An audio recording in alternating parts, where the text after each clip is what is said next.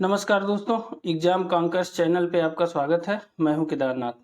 दोस्तों, जैसा कि आप जानते हैं कि हमने उत्तर प्रदेश लोक सेवा आयोग द्वारा आयोजित विभिन्न परीक्षाओं जैसे पीसीएस, आरओएआरओ और पीसीएसजे आदि के प्रत्येक वर्ष की परीक्षा के प्रश्नों की विषयवार टेस्ट सीरीज शुरू किया है। इस टेस्ट सीरीज का उद्देश्य है आयोग द्वारा अपनाए गए परीक्षा पैटर्न की जानकारी देना, जिससे आप सही दिशा में तैयारी कर सकें। साथ ही प्रीवियस ईयर के प्रश्नों को बेहतर तरीके से तैयार करके परीक्षा के दौरान होने वाली आसान गलतियों को सुधारना है। इसके तहत हमने अभी तक पीसीएस 2023 में आए हुए इतिहास, भूगोल व विज्ञान प्रौद्योगिकी तथा पर्यावरण व पारिस्थितिकी के प्रश्नों को सॉल्व किया है, जबकि आरओएआरओ परीक्षा 2021 के प्री व मेंस में आए हुए पॉलिटिक, हिस्ट्री, साइंस के प्रश्नों को सॉल्व किया है। अगर आपने अब तक ये वीडियो नहीं देखा है तो जरूर देख लीजिए, उसका लिंक मैंने वीडियो के डिस्क्रिप्शन बॉक्स में दे दिया है।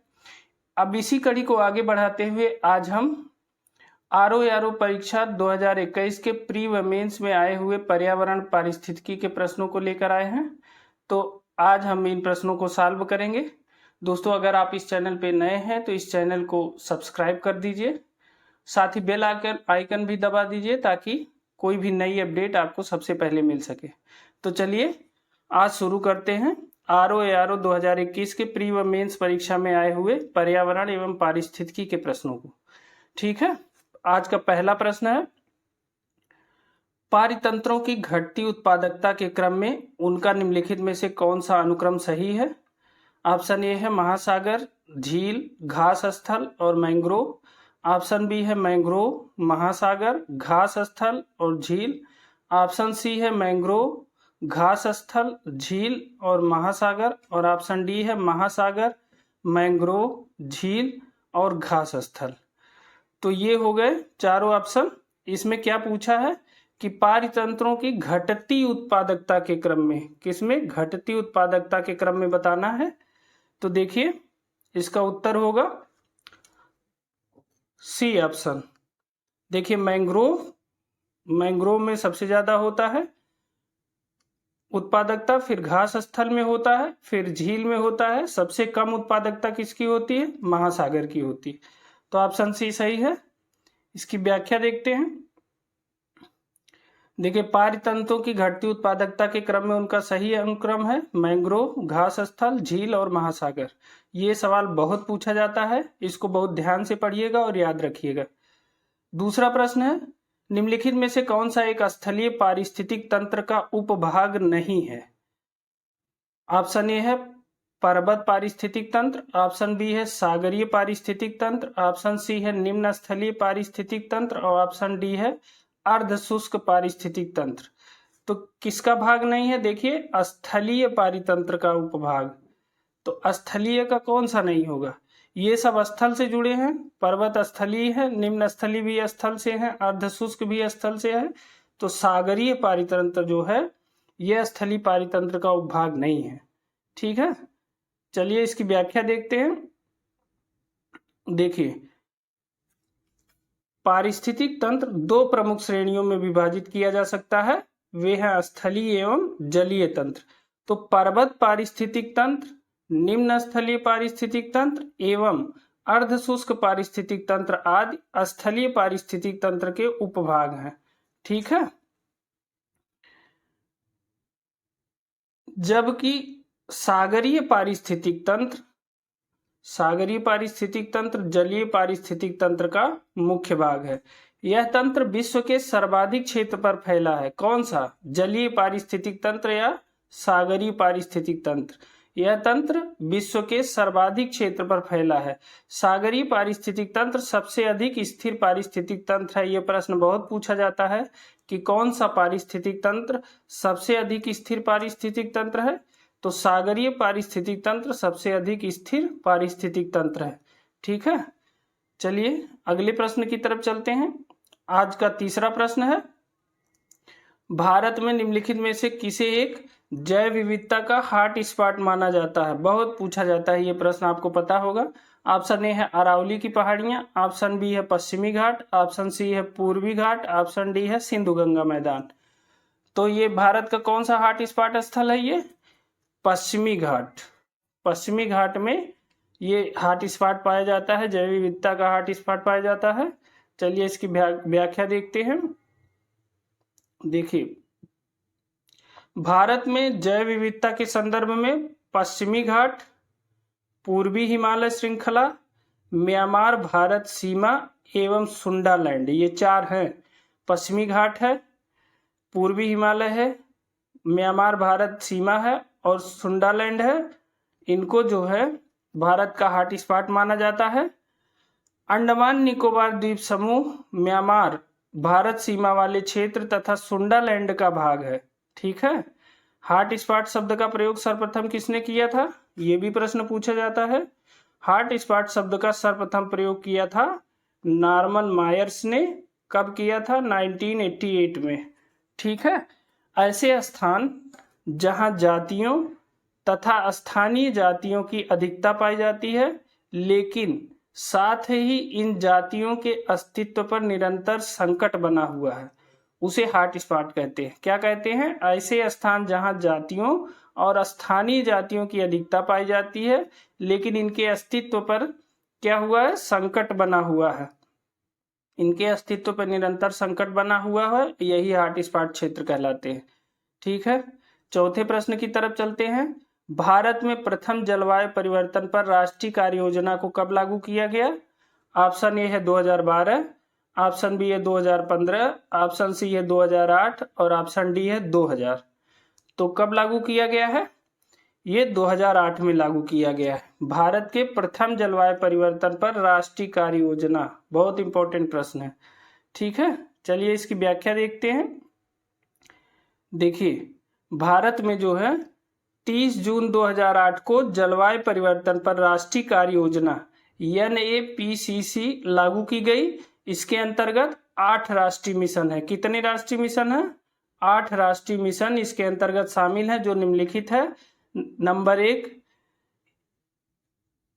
एक राष्ट्रीय सौर मिशन, नंबर 2 राष्ट्रीय ऊर्जा दक्षता में वृद्धि के लिए मिशन, नंबर 3 सतत आवास पर राष्ट्रीय मिशन, नंबर 4 राष्ट्रीय जल मिशन, नंबर 5 हिमालय का पारिस्थितिक तंत्र बनाए रखने के लिए राष्ट्रीय मिशन, नंबर 6 राष्ट्रीय ग्रीन इंडिया मिशन और नंबर 7 जलवायु परिवर्तन के लिए रणनीतिक ज्ञान संबंधी राष्ट्रीय मिशन और नंबर 8 सतत कृषि के लिए राष्ट्रीय मिशन। इन 8 मिशनों को याद करिएगा। अक्सर इसमें से प्रश्न पूछा जाता है और कहा जाता है कि कौन सा मिशन राष्ट्रीय कार्य योजना के अंतर्गत शामिल नहीं है। इससे संबंधित कई बार प्रश्न पूछे गए हैं, इसलिए इन 8 मिशनों को आप कहीं नोट कर लीजिए और इसको बार बार दोहराते रहिए। ठीक है। अगला प्रश्न है, निम्नलिखित में से कौन सा मैंग्रोव क्षेत्र गोदावरी नदी के डेल्टा पर अवस्थित है? ऑप्शन ए है कुंडापुर, ऑप्शन ए है कुंडापुर, ऑप्शन बी है होन्नावर, ऑप्शन सी है मालपे और ऑप्शन डी है कोरिंगा। तो इसमें कौन सा मैंग्रोव क्षेत्र है जो गोदावरी नदी के डेल्टा पर स्थित है? तो देखिए कुंडापुर कहाँ है? कुंडापुर स्थित है कर्नाटक में है, लेकिन यह जो है गोदावरी नदी के तट पर स्थित नहीं है। इसमें ये 3 तरफ से नदियों से घिरा, जल से घिरा है। इसके उत्तर में जो है पंचगंगा वल्ली है, पश्चिम में कोडी बैक वाटर है, समुद्री मार्ग है और अरब सागर स्थित है, और इसके पूर्व में कालाघर नदी है। तो ये गोदावरी नदी किनारे नहीं है, तो ये नहीं होगा। होन्नावर कहाँ? होन्नावर भी कर्नाटक में है, यह उत्तरी कन्नड़ जिले में है, यह एक बंदरगाह नगर है, अरब सागर तट पर स्थित है, तो यह भी नहीं होगा। मालपे कहाँ? मालपे बीच है, मालपे बीच भी कर्नाटक में है, यह भी गोदावरी नदी के तट पे नहीं है। जबकि कोरिंगा जो है, कोरिंगा गोदावरी नदी के तट पे है, तो इसलिए ऑप्शन डी सही होगा। ठीक है। चलिए इसकी व्याख्या देखते हैं। देखिए, कोरिंगा मैंग्रोव क्षेत्र गोदावरी नदी के डेल्टा पर अवस्थित है। यह आंध्र प्रदेश में काकीनाडा, कहाँ? काकीनाडा आंध्र प्रदेश के समीप स्थित है। यह भारत में पश्चिम बंगाल के सुंदरवन डेल्टा के बाद देश का दूसरा सबसे बड़ा मैंग्रोव वन क्षेत्र है। ठीक है। चलिए अगले प्रश्न की तरफ चलते हैं।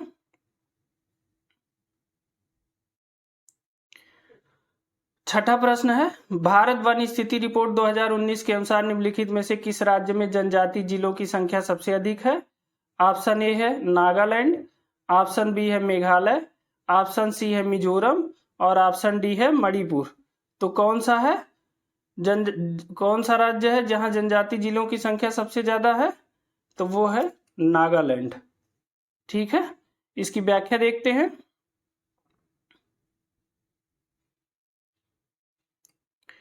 देखिए, भारत वन स्थिति रिपोर्ट 2019 एवं 21 दोनों के अनुसार उपर्युक्त राज्यों में जनजाति जिलों की संख्या निम्नवत है।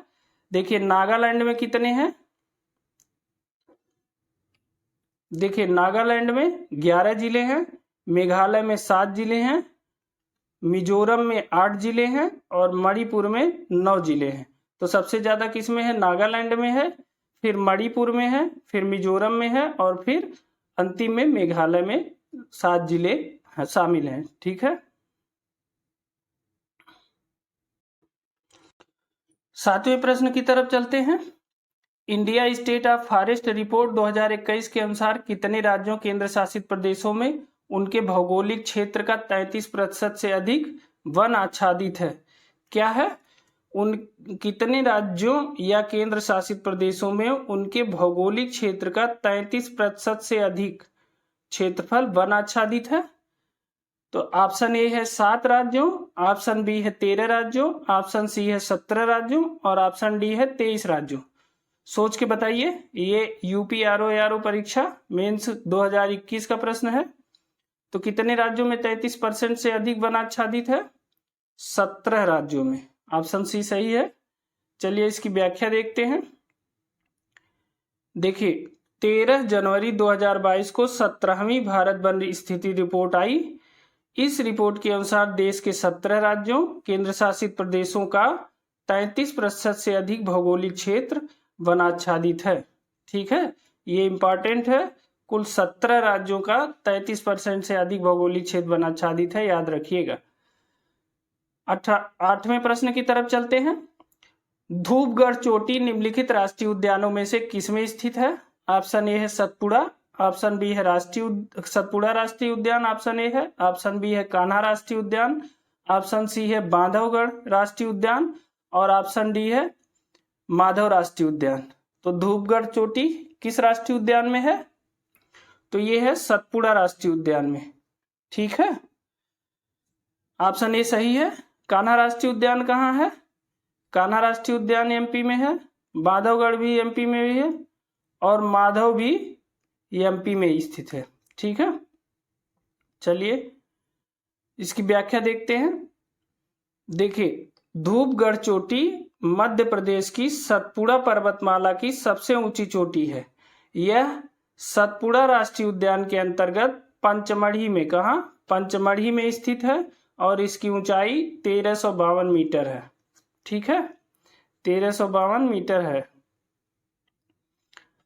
चलिए अगले प्रश्न की तरफ चलते हैं। 9वां प्रश्न है, निम्नलिखित बाघ अभयारण्य या टाइगर रिजर्व में से कौन सा मध्य प्रदेश में स्थित नहीं है? ऑप्शन ए है अमनगढ़, ऑप्शन बी है बांधवगढ़, ऑप्शन सी है कान्हा और ऑप्शन डी है संजय दुबरी। तो इसमें कौन मध्य प्रदेश में नहीं है? देखिए, अभी हमने बताया कान्हा मध्य प्रदेश में है, संजय दुबरी भी मध्य प्रदेश में है।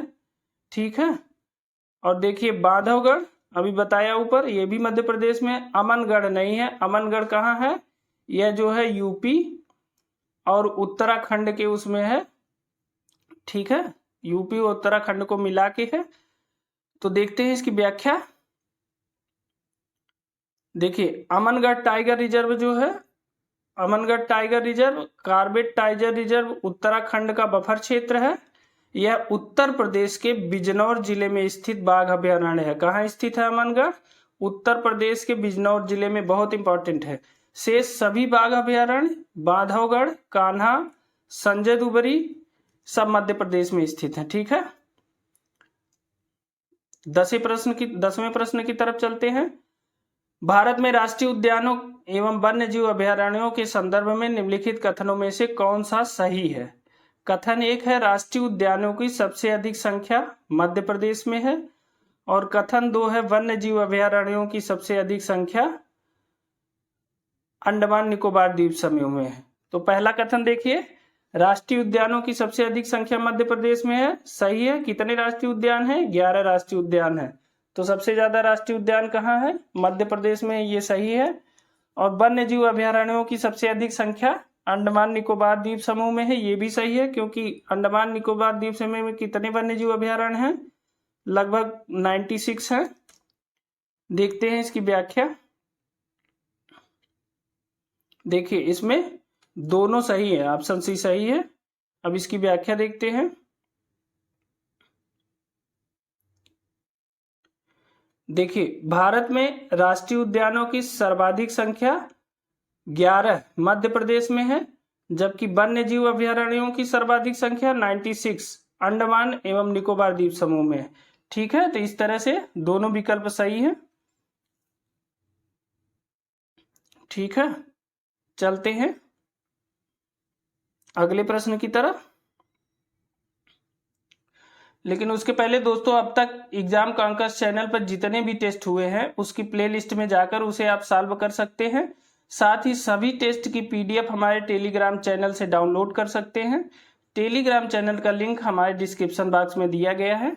आपको ये सीरीज कैसी लग रही है हमें कमेंट बॉक्स में जरूर बताइए। और ये वीडियो अगर आपको अच्छी लग रही हो तो इसे लाइक जरूर करिएगा, क्योंकि इससे हमें और बेहतर करने का मोटिवेशन मिलेगा। ठीक है, चलिए अपने 11वें प्रश्न की तरफ चलते हैं। आज का 11वां प्रश्न है, जीवाश्म ईंधन के बाद भारतवर्ष की ऊर्जा आवश्यकताओं की पूर्ति के लिए दूसरा सबसे महत्वपूर्ण स्रोत है। तो जीवाश्म ईंधन के बाद दूसरा सबसे महत्वपूर्ण स्रोत क्या है? दूसरा महत्वपूर्ण स्रोत है जल विद्युत ऊर्जा। ठीक है, अब इसकी व्याख्या देखते हैं। देखिए, प्रश्न काल में विकल्प ए सही था। विकल्प ए क्या था? जल विद्युत ऊर्जा। लेकिन वर्तमान समय में, उस समय के लिए वो सही है। ठीक है, लेकिन आज के समय में जीवाश्म ईंधन के बाद भारतवर्ष की ऊर्जा आवश्यकताओं की पूर्ति के लिए दूसरा सबसे बड़ा, सबसे महत्वपूर्ण स्रोत है क्या? सौर ऊर्जा हो गई है। ठीक है, तो मतलब जीवाश्म ईंधन के बाद सबसे ज्यादा उत्पादन सौर ऊर्जा का हो रहा है। आगे देखते हैं। देखिए, उल्लेखनीय है कि नवंबर 2022 के अंत तक की स्थिति के अनुसार भारत में विद्युत उत्पादन की कुल संस्थापित क्षमता में सौर ऊर्जा का योगदान कितना हो गया है? 15.1%। जबकि जल विद्युत ऊर्जा दीर्घ और लघु दोनों को मिला के कितनी है? 11.5%। और देखिए, उसी के आसपास वायु ऊर्जा या पवन ऊर्जा भी पहुंच गई है 10.2%। तो जीवाश्म ईंधन के बाद 15.1% सौर ऊर्जा का उत्पादन होने लगा है। इसलिए दूसरे नंबर पर सौर ऊर्जा आ गई है, जबकि तीसरे नंबर पर अभी जल विद्युत ऊर्जा बनी हुई है। उसके बाद पवन ऊर्जा का स्थान आता है। भारत में परमाणु ऊर्जा 1.7% है बस। ठीक है, तो वर्तमान समय के लिए सौर ऊर्जा सही। आज का 12वां प्रश्न है, निम्नलिखित में से कौन सही सुमेलित है? सही सुमेलित है नहीं, कौन सही सुमेलित नहीं है? यहां नहीं होगा, ये टाइपिंग मिस्टेक हो गई है। कौन सही सुमेलित नहीं है? ऑप्शन ए है प्राथमिक ऊर्जा ज्वारीय शक्ति, ऑप्शन बी है वाणिज्यिक ऊर्जा तेल और गैस, ऑप्शन सी है गैर वाणिज्यिक ऊर्जा जानवरों का गोबर, ऑप्शन डी है गैर पारंपरिक ऊर्जा सौर ऊर्जा। तो देखिए, सौर ऊर्जा जो है ये गैर पारंपरिक ऊर्जा है, सही है। अब आते हैं ये गैर वाणिज्यिक ऊर्जा जानवरों का गोबर, ये भी सही है। गैर वाणिज्यिक ऊर्जा तेल और गैस, ये भी सही है। तो कौन सही सुमेलित नहीं है? ऑप्शन ये सही सुमेलित नहीं है। यह जो है प्राथमिक ऊर्जा ज्वारीय शक्ति नहीं होती है। ठीक, आइए इसकी व्याख्या देखते हैं। देखिए, प्राकृतिक संसाधनों में सन्निहित ऊर्जा को जब मानव द्वारा निर्मित ऊर्जा में परिवर्तित किया जाता है तो उसे प्राथमिक ऊर्जा कहते हैं। ठीक, जो प्राकृतिक संसाधनों में सन्निहित ऊर्जा को जब मानव द्वारा निर्मित ऊर्जा में परिवर्तित किया जाता है तो उसे प्राथमिक ऊर्जा कहते हैं। जैसे कोयला, कच्चा तेल, धूप, हवा, बहती नदियां, वनस्पति और यूरेनियम, ये सब जो है प्राथमिक ऊर्जा के स्रोत हैं। ठीक है, चलिए 13वें प्रश्न की तरफ चलते हैं। नदी का जल प्रदूषण मापा जाता है? ऑप्शन ए है जल में घुली क्लोरीन की मात्रा से, ऑप्शन बी जल में घुली ओजोन की मात्रा से, ऑप्शन सी जल में घुली नाइट्रोजन की मात्रा से, ऑप्शन डी है जल में घुली ऑक्सीजन की मात्रा से। यह प्रश्न कल भी पीसीएस 2023 में पर्यावरण एवं पारिस्थितिकी के पेपर में ये प्रश्न आया था, वो हमने कल कराया था। अगर आपने उसको नहीं देखा है तो उसको जरूर से देख लीजिए। उसमें बहुत ऐसे प्रश्न हैं जो इस आरओ 2021 प्री और मेंस की परीक्षा में रिपीट किए गए हैं या इस परीक्षा से उस परीक्षा में रिपीट कर दिए गए हैं, इसलिए दोनों को आप जरूर पढ़िएगा। उस वीडियो का लिंक हमारे डिस्क्रिप्शन बॉक्स में दिया गया है। ठीक है, तो देखते हैं नदी जल का प्रदूषण किससे मापा जाता है? जल में घुली ऑक्सीजन की मात्रा से, जिसे कहते हैं BOD, बायोलॉजिकल ऑक्सीजन डिमांड। इसी से जल में घुली ऑक्सीजन की मात्रा जितनी ज्यादा डिमांड होती है उसी ये पता चलता है कि नदी का जल उतना ज्यादा प्रदूषित है। आइए इसकी व्याख्या देखते हैं। देखिए BOD यानी बायोलॉजिकल ऑक्सीजन डिमांड जल प्रदूषण मापने की मुख्य इकाई है। कार्बनिक एवं अकार्बनिक अपशिष्ट अपघटित होने के लिए जल निकायों में घुलनशील ऑक्सीजन का उपयोग करते हैं। किसका उपयोग करते हैं? घुलनशील ऑक्सीजन का उपयोग, जिससे जल में घुलनशील ऑक्सीजन की मात्रा घट जाती है। घुलनशील ऑक्सीजन की मात्रा घटने से उसकी मांग बढ़ जाती है। BOD का अधिक होना, देखिए जितना BOD अधिक होगा उतना जल के संक्रमित होने को दर्शाता है। ठीक है, ध्यातव्य है कि कार्बनिक अपशिष्ट जैसे सीवेज की मात्रा बढ़ने से अपघटन की दर बढ़ जाती है और ऑक्सीजन का उपयोग भी इसी के साथ साथ बढ़ जाता है। इसके फलस्वरूप घुलित ऑक्सीजन की मात्रा घट जाती है। ठीक है, अतः ऑक्सीजन की मांग को बढ़ते अपशिष्ट की मात्रा से सीधा संबंध है। इसी मांग को जैविक ऑक्सीजन डिमांड कहते हैं। ठीक है, एक बार प्रश्न पूछा गया था पीसीएस की परीक्षा में कि अगर किसी भी जल स्रोत में BOD बहुत अधिक है तो वह किससे प्रदूषित हो रहा है? ठीक है, तो उसमें एक ऑप्शन दिया था सीवेज से प्रदूषित हो रहा है। तो ये देखिए दिया है, जब सीवेज से प्रदूषित होता है तो BOD बहुत ज्यादा बढ़ जाती है। तो सीवेज से प्रदूषण होने पे उसमें ज्यादा ऑक्सीजन की डिमांड बढ़ती है। ठीक, तो अगले प्रश्न की तरफ चलते हैं। 14वां प्रश्न है, निम्नलिखित में से कौन सा जैव डीजल पौधा है? ऑप्शन ए है जेट्रोफा, ऑप्शन बी है जावा घास, ऑप्शन सी है रोसा और ऑप्शन डी है गुग्गुल। इसमें से कौन सा है जो जैव डीजल का पौधा है? तो आपको पता होगा जेट्रोफा एक जैव डीजल पौधा है। ठीक है, अब जावा घास क्या है? जावा घास को जो है जावा सिट्रोनेला भी कहते हैं। गांव में इसे कहते हैं सामान्य भाषा में मोथा। यह एक मुलायम घास होती है जिसको पशुओं को खिलाने में यूज किया जाता है। सॉरी, इसका जेट्रोफा का नहीं, जावा घास। जावा घास को मोथा भी कहते हैं। ठीक है, यह एक मुलायम घास होती है जो पशुओं को चारे के लिए भी उपयोग की जाती है। तो जावा घास मोथा होती है। रोसा क्या होती है? रोसा को पाम रोसा कहते हैं, पाम रोसा भी कहा जाता है इसे। इससे जो है सुगंधित तेल निकलता है और बहुत महंगा बिकता है। रोसा घास की खेती की जाती है। ठीक है, गुग्गल क्या होता है? गुग्गल एक गोंद होता है, रेजिन की तरह होता है, ये पेड़ से निकलता है और इसमें स्टेरॉइड बहुत होता है। गुग्गल में स्टेरॉइड बहुत होता है और यह शरीर के कोलेस्ट्रॉल के लेवल को भी प्रभावित कर सकता है। ठीक है, तो ये हो गए चारों ऑप्शन। चलिए इसकी व्याख्या देखते हैं। जेट्रोफा बायोडीजल की फसल है। जेट्रोफा पुष्पीय पादपों की प्रजाति का पौधा है। क्या है? पुष्पीय पादप होते हैं जो सूखे तथा विनाशकारी कीटों के प्रति प्रतिरोधक हैं। यह ऐसे बीज उत्पन्न करता है जिसमें 27 से 40% तक तेल होता है। मतलब जेट्रोफा के बीजों में कितना तेल होता है? 27 से 40% तक तेल होता है। जेट्रोफा के तेल को डीजल इंजनों में प्रयोग हेतु बायोडीजल में परिवर्तित कर दिया जाता है।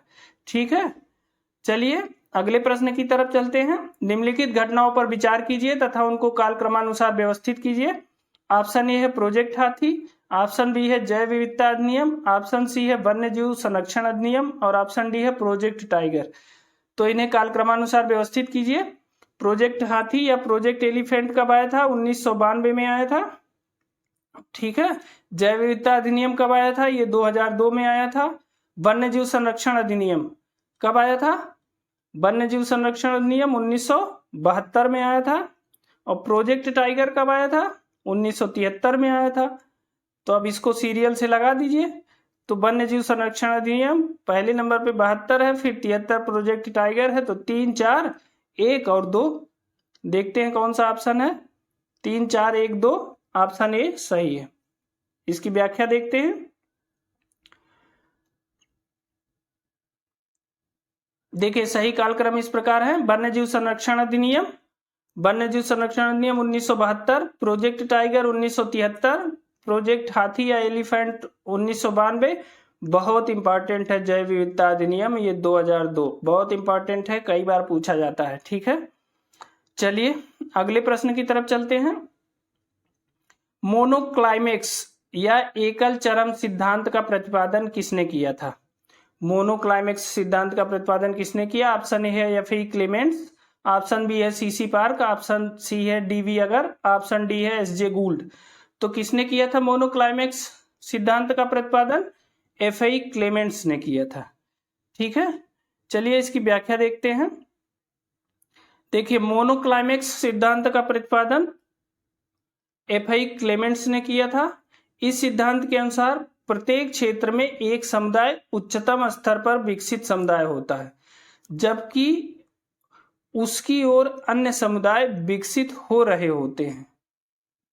मतलब समझ में आया कि कोई क्षेत्र है जिसमें कोई एक समुदाय होता है जो उच्चतम स्तर पर विकसित समुदाय होता है, विकसित हो चुका होता है, सबसे ऊपर होता है, जबकि अन्य समुदाय उसकी तरफ विकसित हो रहे होते हैं। इसे मोनोक्लाइमेक्स या एकल चरम, मतलब एक जो है चरम पे होता है, बाकी सब उसकी तरफ आगे बढ़ते हो, इसे मोनोक्लाइमेक्स सिद्धांत कहा जाता है। एफ.ई. क्लेमेंट्स ने दिया है। ये प्रश्न बहुत जल्दी रिपीट होने की संभावना है, इसलिए इसे जरूर याद रखिएगा। ठीक है, एफ.ई. क्लेमेंट्स ने दिया था ये सिद्धांत। चलिए 17वें प्रश्न की तरफ चलते हैं। निम्नलिखित में से कौन सा रामसर आर्द्रभूमि स्थल भारत के किसी राज्य में स्थित है? ऑप्शन ए है होकेरा आर्द्रभूमि, ऑप्शन बी है पॉइंट कैलीमरे वन्य जीव और पक्षी अभ्यारण्य, ऑप्शन सी है तसो मरोरी झील, ऑप्शन डी है बुलर झील। इसमें देखिए ध्यान देने वाली बात है, इस प्रश्न में लिखा है कि कौन सा आर्द्रभूमि स्थल भारत के किसी राज्य में है। ये मत सोचेगा बाकी अन्य भारत से बाहर है, ये इसके पूछने का मतलब है कि भारत के किसी राज्य में, मतलब केंद्र शासित प्रदेश में नहीं, राज्य में स्थित है। ठीक है, तो चलिए देखते हैं। देखिए होकेरा आर्द्रभूमि कहाँ है? होकेरा आर्द्रभूमि और वुलर झील ये जम्मू कश्मीर में है, तो ये संघ शासित प्रदेश है।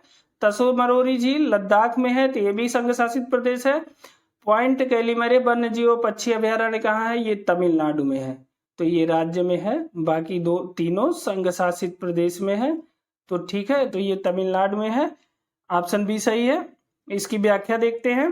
देखिए होकेरा आर्द्रभूमि एवं बुलर झील केंद्र शासित प्रदेश जम्मू एवं कश्मीर में, एवं तसो मरोरी झील केंद्र शासित प्रदेश लद्दाख में अवस्थित है, जबकि पॉइंट कैलीमरे वन्यजीव और पक्षी अभ्यारण्य तमिलनाडु राज्य में स्थित है। ठीक है, अब चलिए आज के 18वें और आखिरी प्रश्न की तरफ चलते हैं। सूची 1 का सूची 2 से मिलान करना है। भारतवर्ष में अधिनियमों के नाम दिया है और वर्ष का नाम दिया है, उसे मिलान करना है। देखिए वन संरक्षण अधिनियम 1980 दिया है, पर्यावरण संरक्षण अधिनियम 1986 दिया है, वायु प्रदूषण निवारण एवं नियंत्रण अधिनियम 1981 दिया है, जल प्रदूषण नियंत्रण अधिनियम 1974 दिया है। ठीक है, तो देखते हैं। देखिए वन संरक्षण अधिनियम 1980 सही है, पर्यावरण संरक्षण अधिनियम 1986 भी सही है।